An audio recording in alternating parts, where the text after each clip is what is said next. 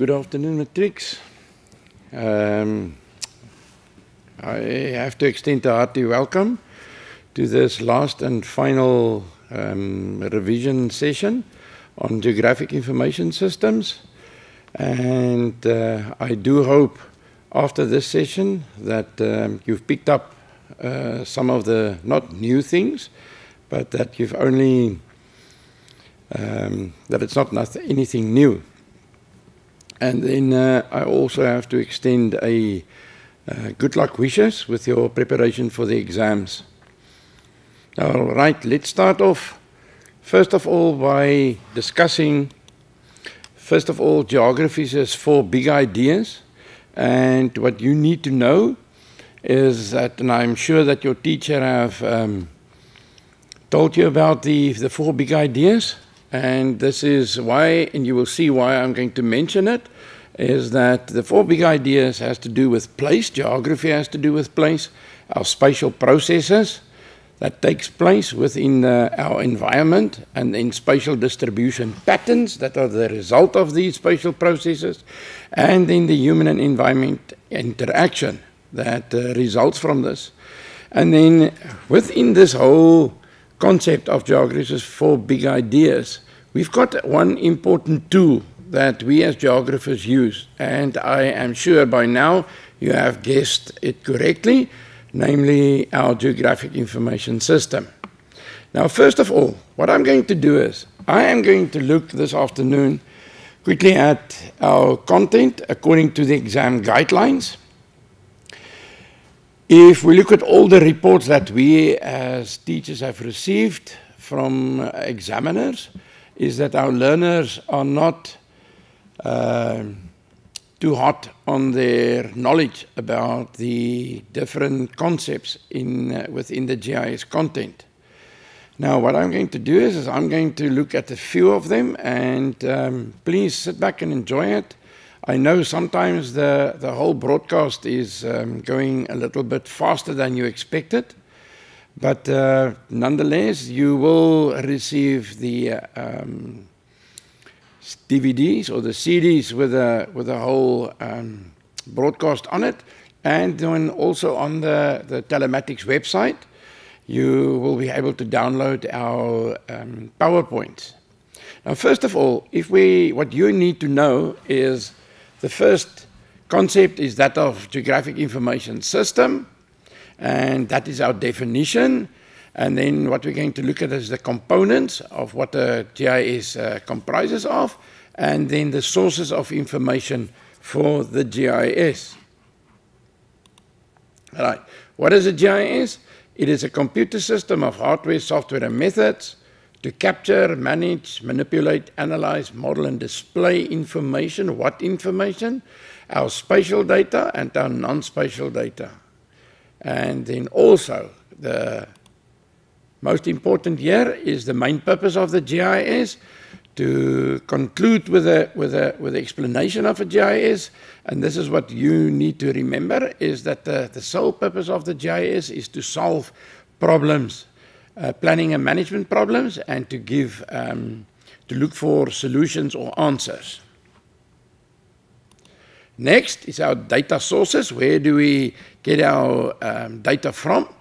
Data are collected from a variety of sources that we organize into primary data and secondary data.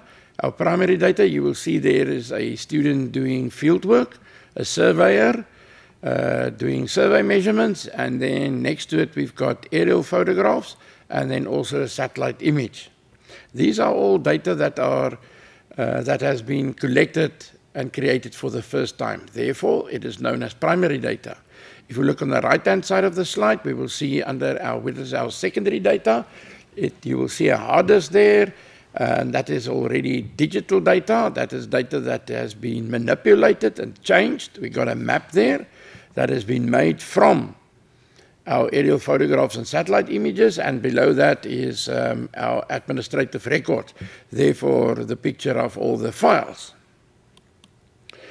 Right, and then another thing also important is that when we get our data, we have to make sure that it is georeferenced. Georeference meaning that whether it's a map or a geographic feature or a data layer or a data set, that it has to be linked up with a geographic coordinate system. In other words, our latitude and longitude values. Right.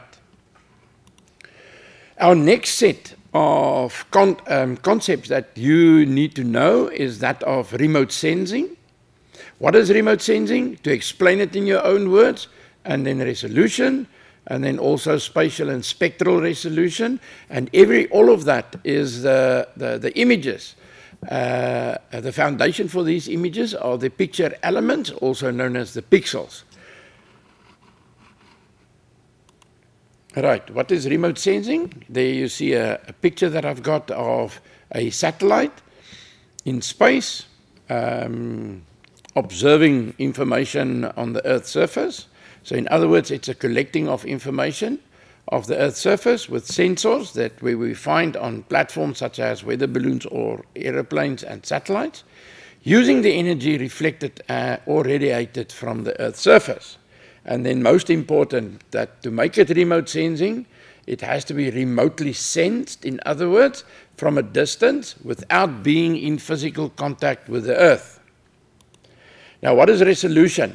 It is the ability of a remote sensing sensor to create a sharp and a clear image. If we look at that picture there, you will see a whole lot of individual pixels, but we are not 100% sure of what we're looking at.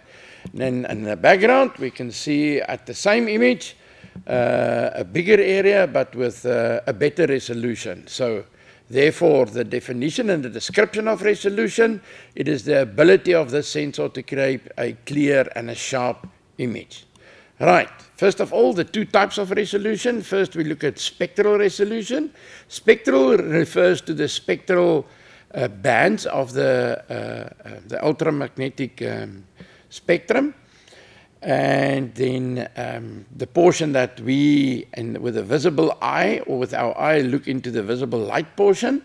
And then the spectral resolution means it is the number of bands that a sensor makes available to be used by geographers and to look at certain portions of the electromagnetic spectrum. In the example on the left-hand side, you will see the resolution there is 4 bands.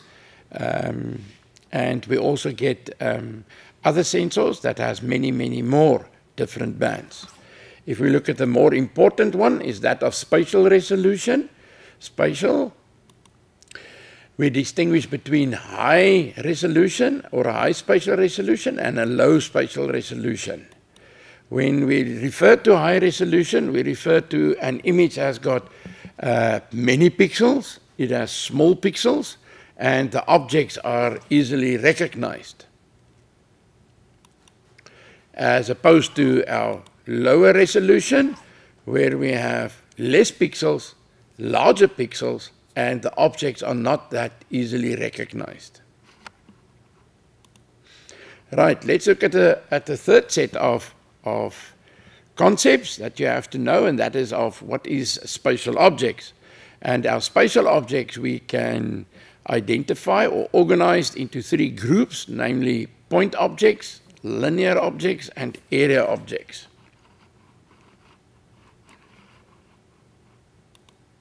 Right, our spatial object, here you can see on the slide that I'm showing you, are 4 pictures of different features or objects on the Earth's surface.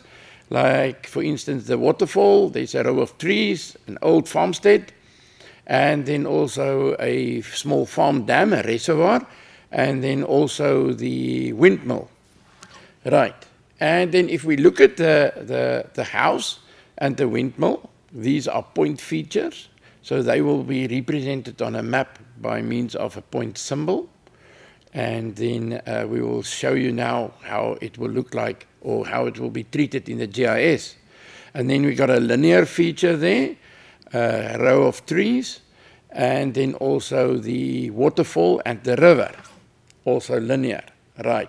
Now, how do we treat these, or do we distinguish or organize our spatial objects? In reality, We take the feature and then we classify it either as then being a point feature, a line feature, or a surface or an area feature, and then we try to create a symbol, a point symbol, a line symbol, and an area symbol to reproduce that feature as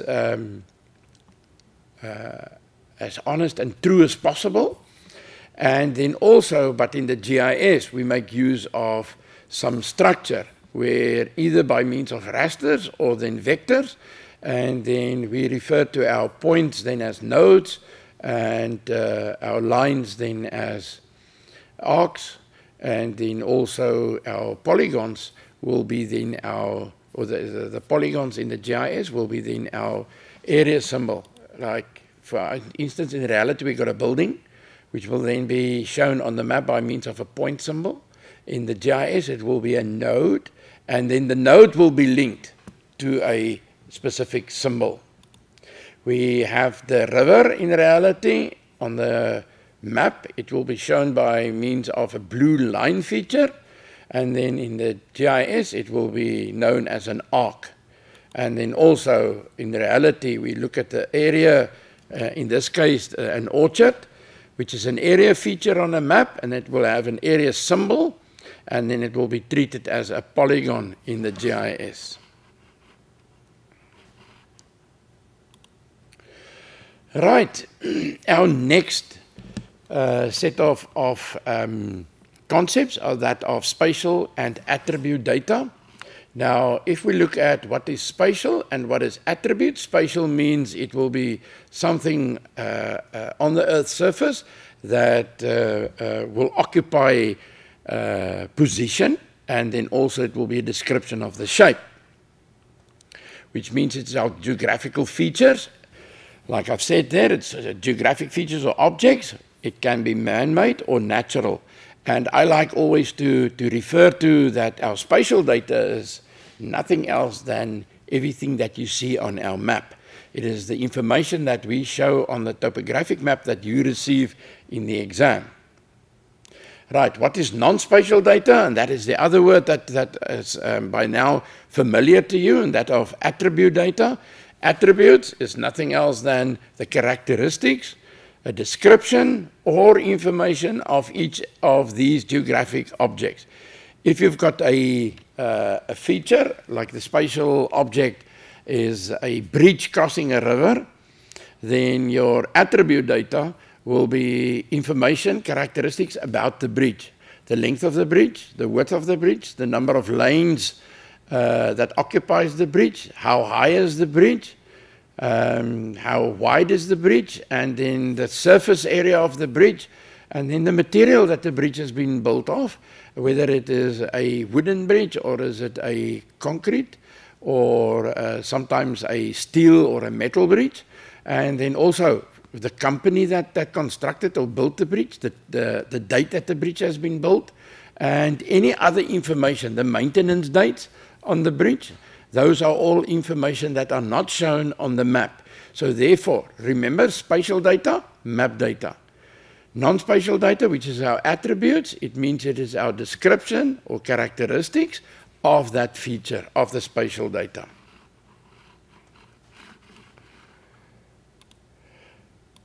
Right, now we distinguish between vector and raster data as concepts. Vector and raster, it has been previously been asked.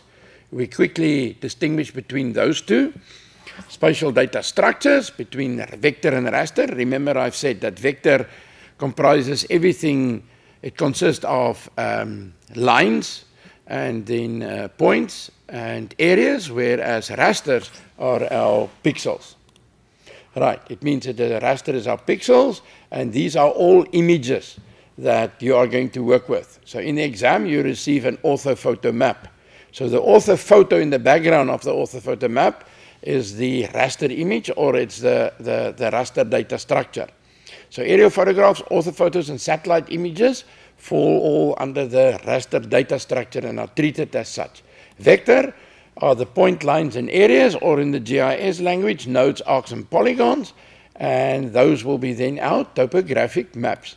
Just an example here, again with 3 photographs, that of a small building, and then also a road, and then also a plantation at the bottom. So we got a point feature, a line feature, and an area feature.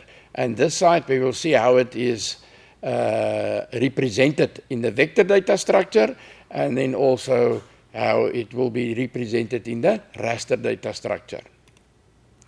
Right, let's look at the concept of layering of information. And learners, this whole concept of layering of information, data layers, information layers, are very, very important, because this is also the background on, or the foundation that the whole concept of the GIS has been designed and built upon. Right, you know already the following about normal paper maps.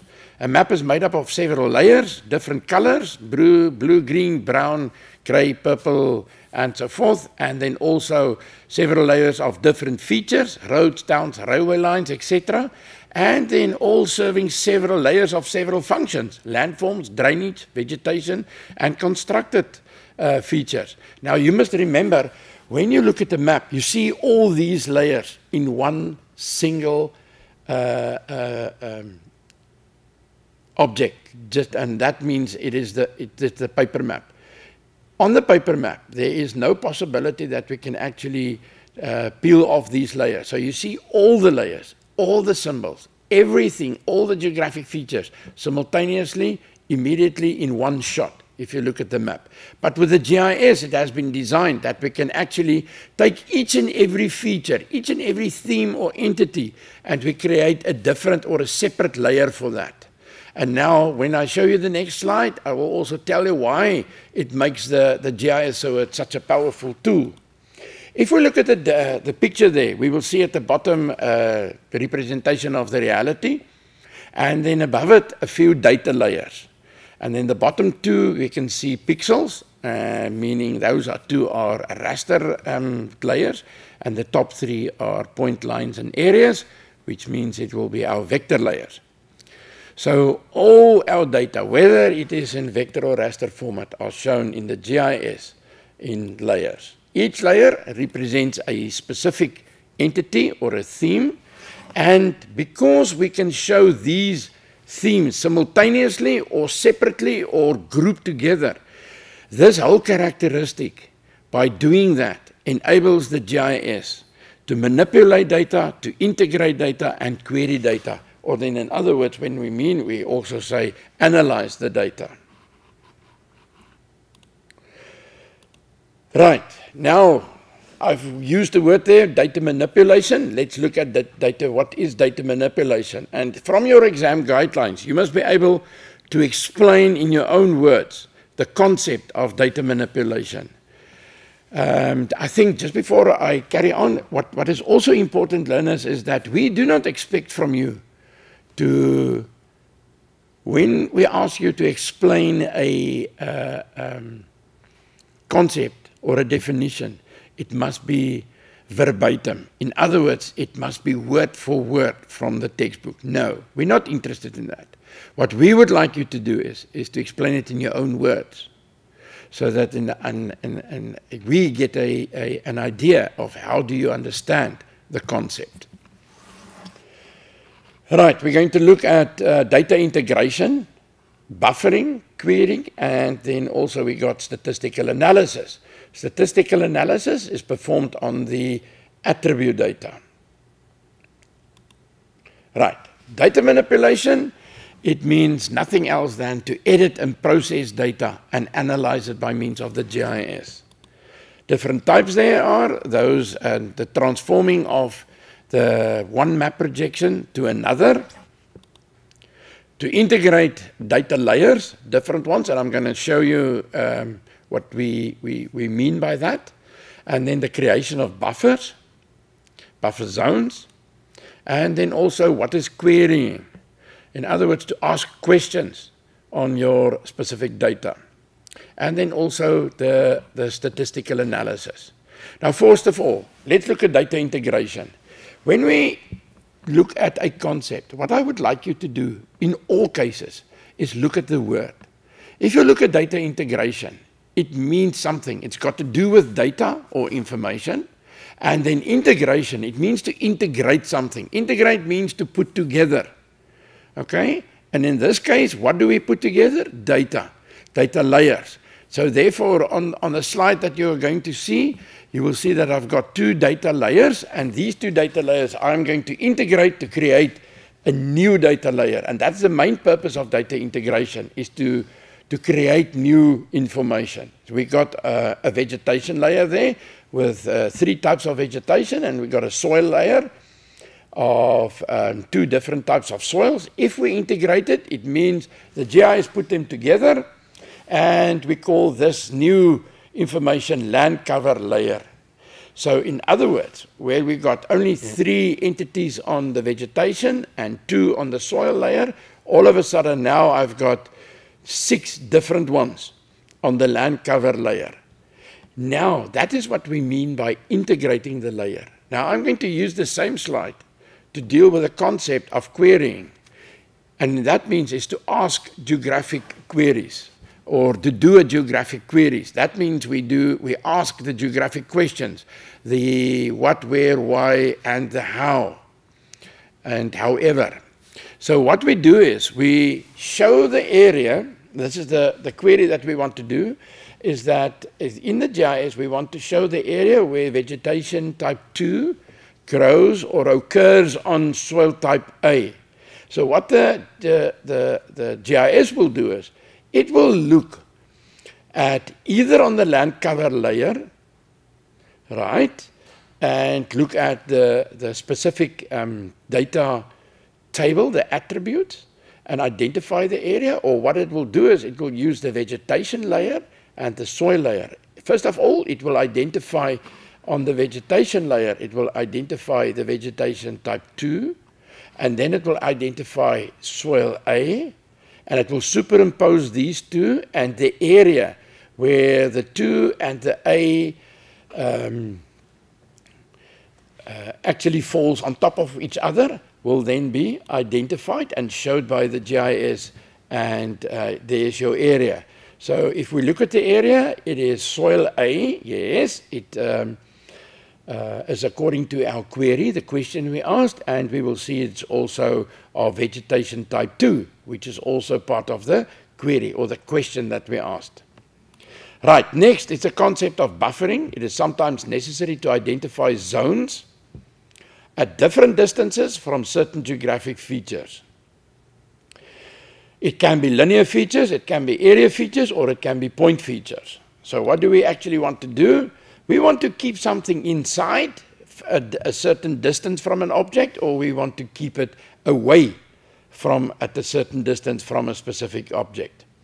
In this case, we look at the 2 examples there is the noise buffers next to roads. We want to create a buffer up to where development can take place, especially residential development, so that a highway, the noise created on a highway is not that much and of a nuisance for people living next to that specific highway. Or it could be the identification of a safety buffer for or around certain dangerous areas where we can put up fences or not have any development or people or any movement or anything take place beyond that distance. Right.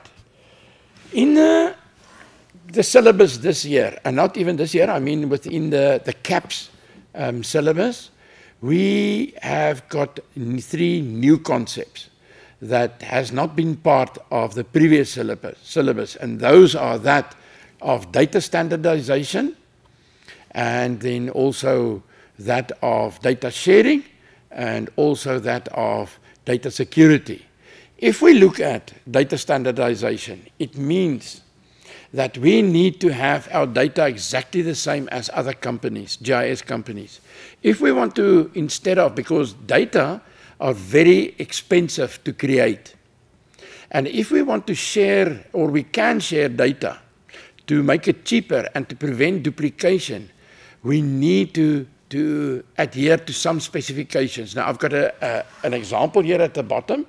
It is the ISO standards 19101. Don't worry about that. In the year 2002, it was created for geographic information, a reference model. So that means if we look at a specific way of how to reference data, it must adhere to this specification.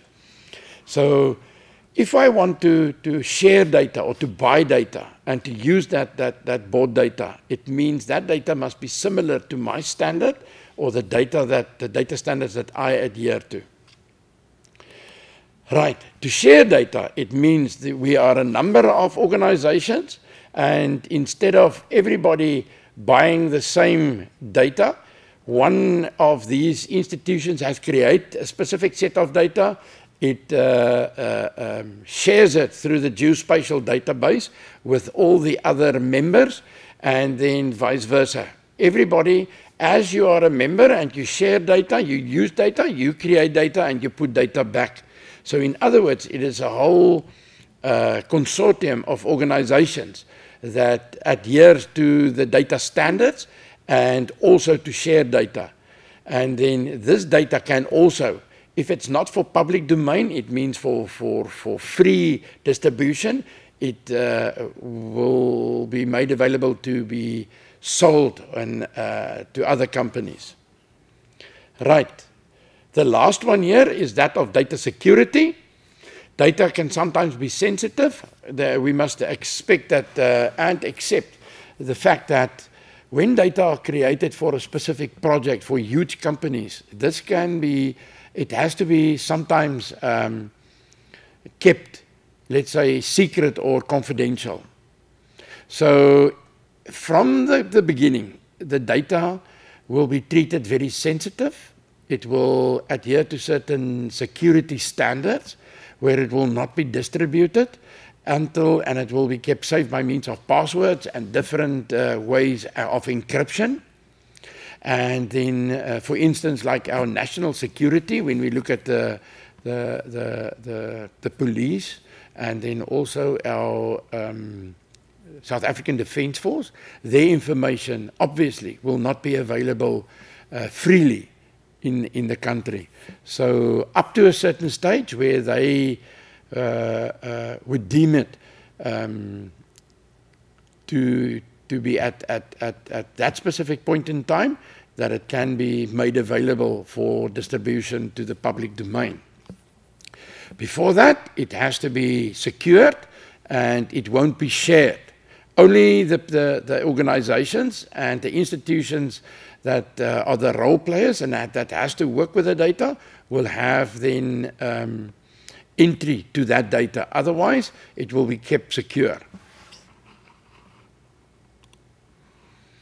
Right. If we look at another portion of the content of the exam guidelines, you are also expected to apply the GIS by the government and the private sector. Now, what happens in our exam papers? They create questions that describes different scenarios. Scenarios is just a small problem that has been posed as a question, and then you must be able, whether it is by means of the government or the private sector. I'm going to show you some examples just now of when we look at the, say for instance, how to identify area for the construction of a wind farm.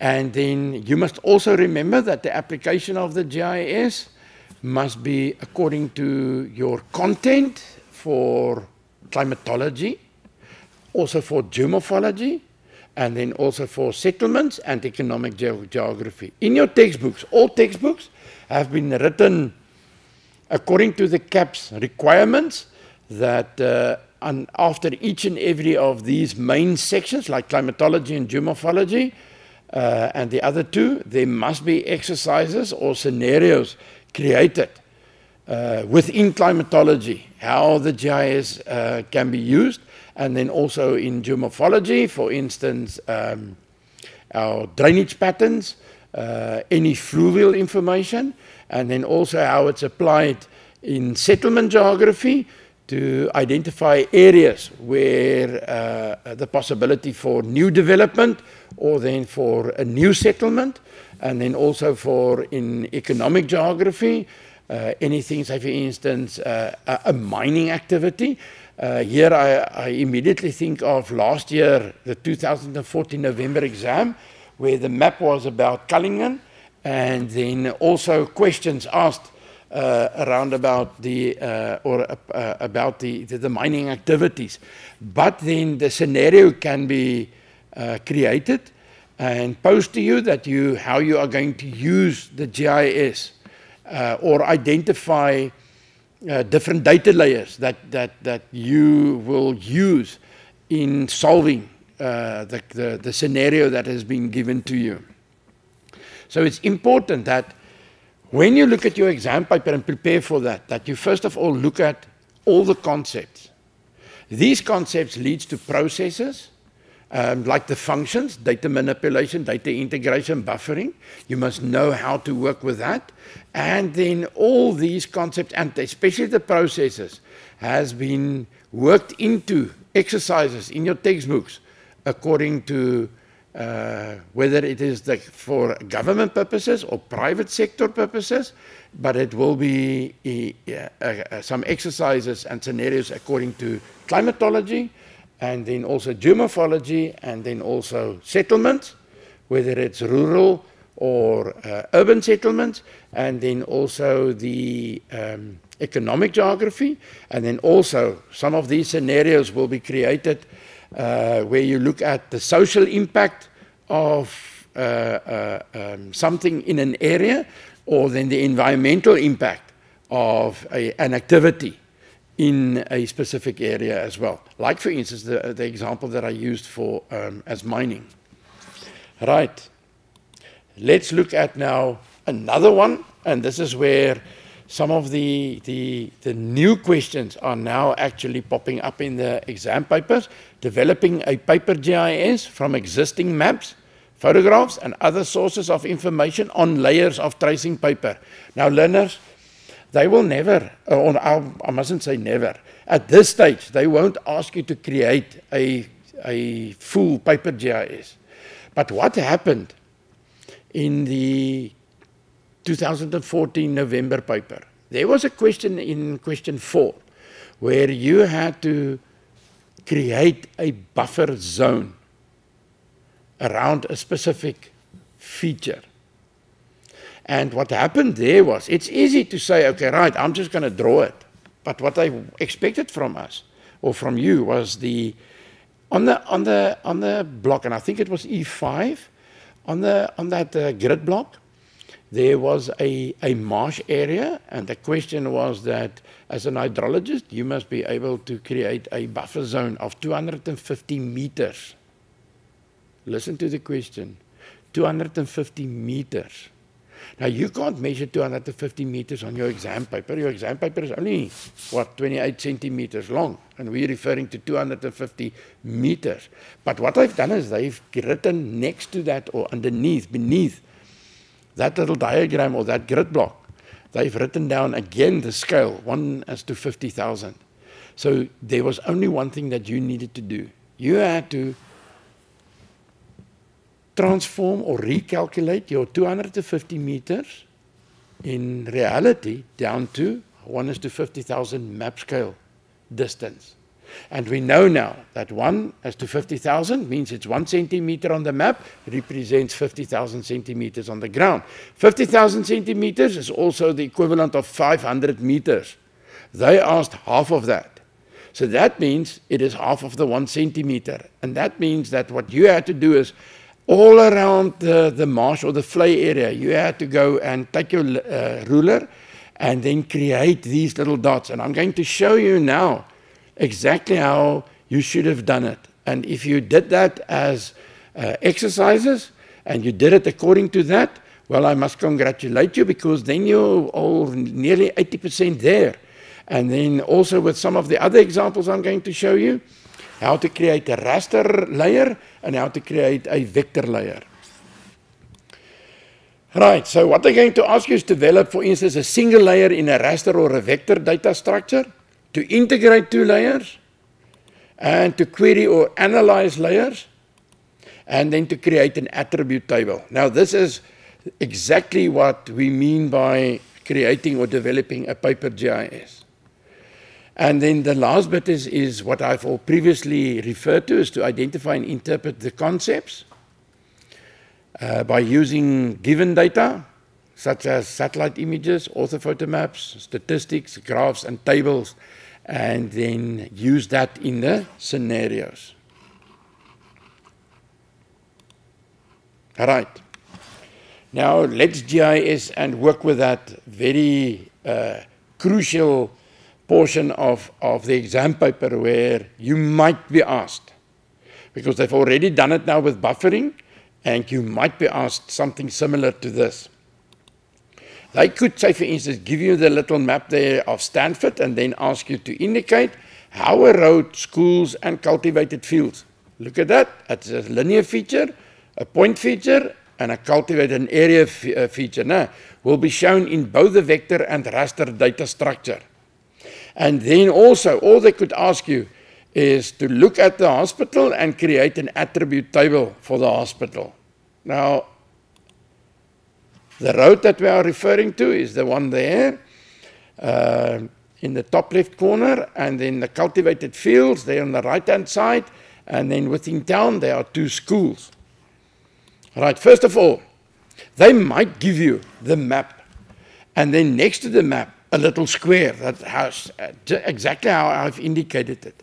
And then you use that little empty square and create a vector data structure. Remember, there was a road, there was two schools, and then there was an area or a area feature, namely the cultivated fields. So all you need to do is to look at the map and then redraw the exact positions of those features into this little square. Right, remember, our vector data structure consists of point, lines, and areas, which will then become nodes, arcs, and polygons. And then if we look at that, here what we've done is, if we look at the road there, I have put down a number of nodes, as the road is not exactly 100% straight, so at each and every turn, there is a node, and then I've linked the nodes up with vectors, and then there's my line feature. The two schools, there's the one, and the other one in town, right? And then I've jotted down more or less their positions there, and if we look at the cultivated fields here, over the river, and that little portion there, and this is there where the road goes through, there's the one small little field, and then there's the other cultivated field. Right, so in other words, there's my school, my road, and then my area feature on the vector data structure. If we look at, they could ask you also either both or just the one or the other one, the raster. They would probably, because you work with pixels, they would probably give that same map already being overlain with a raster layer. And that is only to make it easier for you to identify your features. So what do? There was where the road is. You look at all the pixels that falls or that the road goes through, you color them in. Right, you identify them. Then what we do is we look here at our two separate pixels for the schools. There's one. There's the other one. And then we know this is the area for the cultivated field, and because it has to be, has to look like the polygon, we color then all the pixels in just like that. All right, so in other words, I've got my road there, I've got my school there, and I've got my cultivated field. So learners, remember, it is not to say that it will be asked, but be prepared, because this is how you need or needed to practice through the year. Your raster structure, your vector data structure, and then also your data integration And I'm going to show you the data integration as well. But on our next question, remember there was still a last question on this scenario where you had to look at the hospital and create a attribute table. So they might give you a empty example of the table. Now, what is the possible attributes? Here you can think of anything about the hospital. And you don't, these things won't appear on the map. Attributes, like I've said in the past on previously on one of the slides, there it is the characteristics or features of the hospital. The hospital surely will have a name, it will have a street address, it will have a postal address, it will have the geographic coordinates, number of beds, number of doctors, nursing personnel, an intensive care unit, the number of operating theaters. So what you do is you create a table, and when they ask for the possible attributes, you do not have to complete the bottom layer or the row there. I've just added just to show you. If we take the first one, the name, right? Say for instance, Seaview General Hospital, it will have a street address, the number of doctors, and all the attributes. You can either then, according to the question, just name them, or they can ask you to complete or put them into a little table, and they become, the attributes become the column headings. All right, here's the example of what happened in the paper 2, November 2014. You had that block E5, create a buffer zone of 250 meters around the marsh or the flay area, and they also added there that it is a 1:50,000 scale map. What I've done is there, I've just identified there and shown you in this broken line where is the perimeter of the marsh or the flay. And remember that 250 meters in reality will then be 5 millimeters or half a centimeter on the 1:50,000 map. So what do we do now? You take your ruler, and you will see I've added, you take your ruler, you measure your 5 millimeters, and I have added my, according to scale, my 5 millimeter dots, and then all I need now to do is to take my pencil and follow the dots, or then connect the dots. Right, and there's your answer. Now, when we look in reality, GIS in the real world, the example that I want to show you now is just that of a wind farm. But they can ask you anything. They can ask you, give you a scenario about floods. How are you going to use the GIS or identify the data layers that you will use to prevent floods. So for instance, just on the topic of floods, when we work with scenarios, you don't always have to, when it doesn't specifically refer to the map, it is actually just like a discussing topic. So if we look at floods, what about floods? How frequently do they occur in that area? What is the extent of the flood? We want to have that as an aerial extent. Where is the 50-year flood line? What development took place above the 50-year flood line or below the 50-year flood line? And those are the things.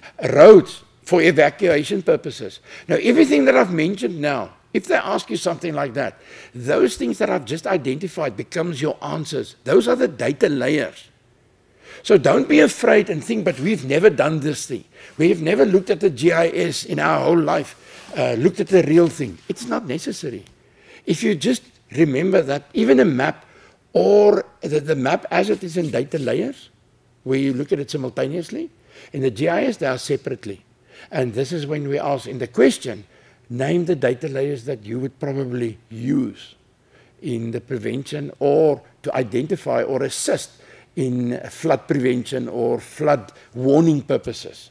Now let's look at the GIS, how it's used when we have to identify an area, a specific area near Hopefield for wind turbines.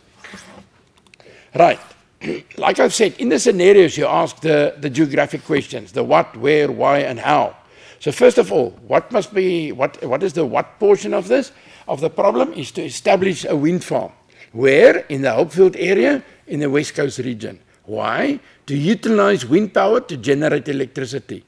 How are we going to do that? We're going to use the GIS technology to determine the best location for a 37 turbine wind farm. Now, what they will do is, they will probably give you something on the first 3 questions as part of the question, and then they will say, using the GIS, indicate layers, data layers, to determine the best location where this wind farm must be built.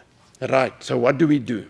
We look at the map, and even if that is the map that you've got for your exam purposes, you look at the map and then you have to identify the following. Because on this map, I immediately see a number of data layers. Right, first of all, we are interested in available plots.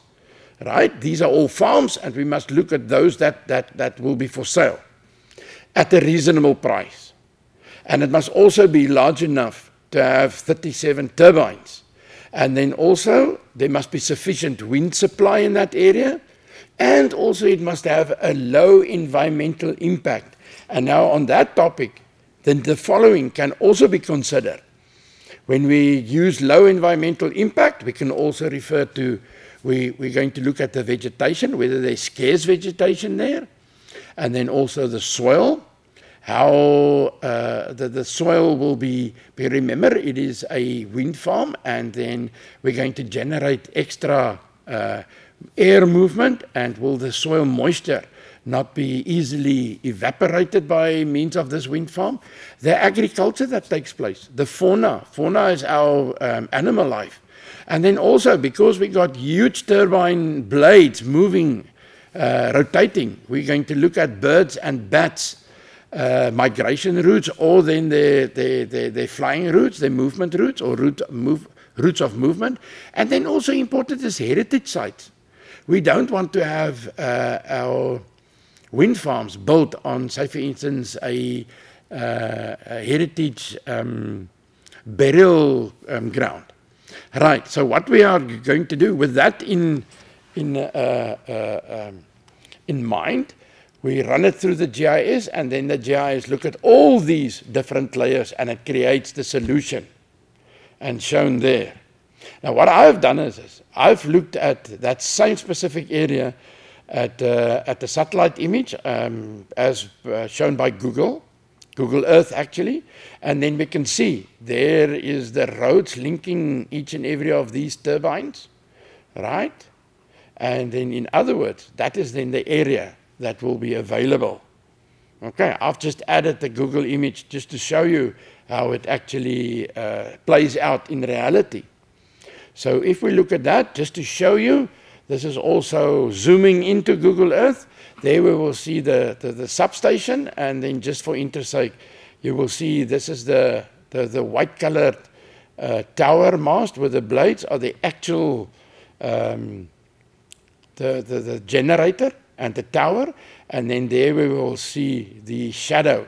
So immediately from this, we can also look at the question, indicate also by the time that the picture was taken, more or less the time, and then we know it's in the southern hemisphere, and then also they can ask you from what direction was the sun actually shining.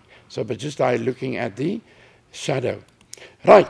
There's just another picture showing you the actual wind farm, looking into the direction of Paarl. And this is, in other words, more or less in a south-easterly direction, or a south-southeasterly direction, just to show you that this is actually what happened in reality. What I have done is I have looked at the environmental impact report, and I used this then from that as the example, because it was exactly how it played off. They went through the same motions. That's where I got all the information. So we're not expecting from you to be experts in each and every field. But if we look at something like what I've said, the flood lines, if we look at to identify an area where you are going to put up a factory. Now, if you look at, if you can remember, in your theory paper in the morning, you would have probably had that as a question, and then you look at, it has to be close to, when you look or name the factors, it must be close to a resource, it must be flat enough surface, and then there must be manpower, a settlement nearby, and there must be infrastructure. Okay, and it must be very close, or we would like to have the distance to an offset area or the market area. This same scenario can be posed as a question in the afternoon map work paper. So what we're going to do is, you want to put up a factory in this area, and then we ask you in the paper to indicate the data layers that you will be using in a GIS to determine the exact location for the factory to be built. Or we can ask you how to explain how you're going to use the GIS to determine the location. So first of all, you're going to look, and the answers that I'm giving you, these are the answers, this is the data layers. You're going to look at the resources, the natural resources, so that will be a data layer. You're going to look at infrastructure, so you're going to have data layers on nearby roads, power lines, water, rivers, for instance, or water supply. You're going to look at a nearby village, settlements, because you need manpower. Now, can you see how you use, just by discussing and actually threading out the whole, deconstructing the problem. You're not looking at the map, you're not really doing map work as such, but you are actually discussing the issue or the problem. You're looking at the scenario, and it is as if your grandfather has asked you in the afternoon, my boy or my girl, you are now taking geography, and I assume that they learn you something about location, and that you must look at certain factors and or issues if you want to put up a business or a settlement or a factory. Now, I don't understand, how would you do that? And this is where, Grandpa, it's easy, I'm going to look at these things. So in the GIS, those answers that you are giving him, these are the answers that becomes your data layers. So therefore, I would really encourage you not to steer away from a question like that, but tackle it. I mean, you are able to, you've got the power or the knowledge for the morning's paper. Utilize it, apply it in your map work paper, especially question 3, and then especially in the GIS. These are 15 marks that you can actually put in the pocket without any problems. Right. What I'm showing you on the next slide is a small summary of all the concepts and the processes except the last analysis part that I am making available to everybody, to all the learners. What I would like you to do is, and I'm going to show you a web address, so please write that down, and then on the web address you go to, there are 2 links, and then on these 2 links there's an Afrikaans link and an English link, and then what you do is you click on it and it will open up a PDF poster or a PDF summary for you, which you can then download. And if you haven't got the facilities at home, ask your teacher to go to this website, www.cartographics, and remember it's graphics F-I-X and not with a PH, and then it's cartographics.co.za, and you go there and then you go and download. If he can do it for you, it will be quite nice. You duplicate it and you distribute it amongst your friends, and then it's going to assist you. I mean, if you use this summary, there's no means or an excuse that you cannot get from the 15 marks allocated for that mark at least 12 or 11 marks. So learners, please, I mean, I've said this afternoon to somebody else when they asked me a similar question, what advice have I got for learners? And the only thing is before you go into your, even the theory paper, is change your attitude. Geography is a nice subject. We live geography. It's a subject where we use all our sensors. We make use, we can see geography, we see pollution, we see our clothes, we see rain forming, we can feel it on our skin, we can touch it, we can actually taste it as well. So, and then on the other side also then is that this is one of the subjects where we give you a memorandum to write your exam paper. Or then I always tell my learners, it is a crypt note, an official crypt note that you can use. And that is then, in other words, your map work, your topographic map and your orthophoto. All the answers are on those two products. And therefore I say it is our map work paper with a crypt note or a memorandum. So why cannot you get at least 70% for your paper 2? It is possible. So all that you have to do is change your attitude. Just remember, you are going to get information that we use or help you to assist you to get your answers. Now, on this note, I would like to thank you for your attention and then best wishes with the exams. Good luck.